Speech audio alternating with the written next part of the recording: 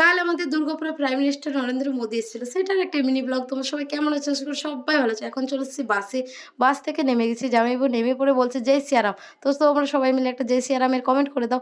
এখন নেমে গেছি। সবাই বলছে, "তোমরা দেখতে পাবে না। অনেকটা লেট করে এসছো। এখন চলে যাচ্ছে মোদিজি বাড়ি।" তো আমরা বললাম, "না, আমরা দেখেই যাবো। তো চলো এখন যাই।" এখন যাচ্ছি। এতটা ভিড় ছাতার, আমার মনে হয় ছাতার মেলা লেগেছে। তো এখন চলে এসেছি ভেতরে। তো সবাই বলছে যে, "না, এখনো পর্যন্ত মোদিজি আসেনি। তোমরা দেখতে পাবে।" তো চলো কোনরকম করতে এলাম। এখন তো দেখতে হবে। একটা দাদাভাই বলছে, "তোমরা বোন ভেতরে যাও না। মারা যাবে এতটা ভিড় ধারণার বাইরে।" আমরা বললাম, "না, কোনরকম করে যাবো।" তো এখন চলে এসেছি ভেতরে। আর পুরো বৃষ্টি হয়েছিল তাই মাঠটাতে পুরোপুরি কাদা হয়ে গেছে। আর বৃষ্টি হয়েছে তারপরও অনেক গরম দিচ্ছে। কিন্তু মোদিজিকে আমরা দেখবো। নিশ্চয়ই মোদিজির মধ্যে কিছু তো আছে। তাই এত কষ্ট করে দেখতে এসেছি। তো চলো দেখি, তোমরাও দেখে নাও।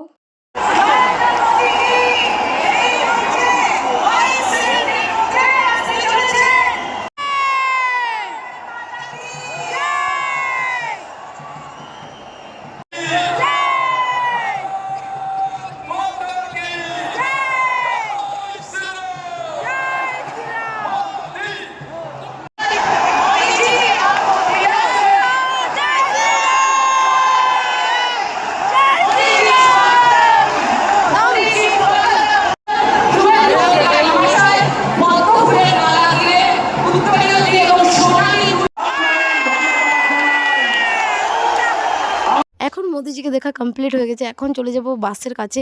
আর সত্যি বলছি সামনে থেকে দেখে খুবই আনন্দ লাগলো। মোদিজির কাছে একটা জিনিসই চাইবে যে তুমি আমাদের দেশকে আরও এগিয়ে নিয়ে যাও। এই দেখো কত কাদা। অনেক কষ্ট করে মোদিজিকে দেখতে এসেছি। নিশ্চয়ই কোনো কারণ আছে। শরীরটা খুবই অসুস্থ তারপরেও এসেছি। কিছু তো কারণ আছে। তোমরা তো সবাই জানো। কিছু বলার নেই আমার। তো চলো এখন যাই বাড়ি। আর টাটা বাই। হরে কৃষ্ণা, রাধে রাধে। ব্লগটা এই পর্যন্ত। জয় সিয়া রাম।